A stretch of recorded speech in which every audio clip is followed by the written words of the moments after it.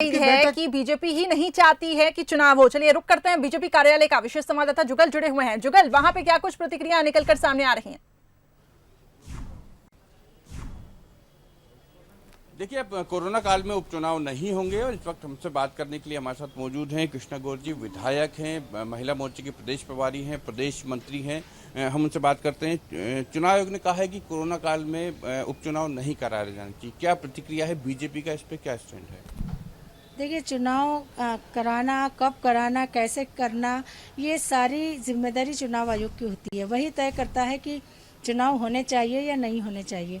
चुनाव आयोग ने अभी 2 दिन पूर्व ये संकेत दिए थे कि शायद सितंबर माह के अंत में उपचुनाव संपन्न होंगे, और यदि आज उनका निर्णय कुछ इस प्रकार से आया है तो निश्चित रूप से हम उसको भी शिरोधार्य करते हैं। चुनाव आयोग का हर निर्णय हम स्वीकार करते हैं, और जब भी चुनाव होंगे भारतीय जनता पार्टी की संगठनात्मक व्यवस्था के तहत रणनीति तैयार है और उस रणनीति के तहत ही हम काम कर रहे हैं। निश्चित रूप से हम विजयी होंगे। कांग्रेस का कहना है कि सर्वे में बीजेपी हार रही थी चुनाव, इसलिए शायद कुछ मैनिपुलेशन किया गया।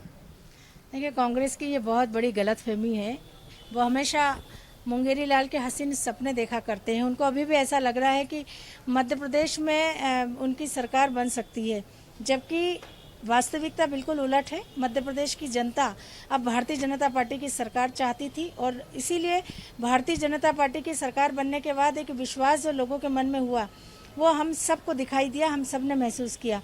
और जब भी कभी चुनाव होंगे भारतीय जनता पार्टी पूर्ण बहुमत से विजयी होगी, क्योंकि कोरोना का संकट काल चल रहा है। पूरा विश्व के साथ साथ भारत और मध्य प्रदेश में और खासकर भोपाल में जिस प्रकार की स्थिति हम देख रहे हैं, पहली प्राथमिकता कोरोना से बचने की है।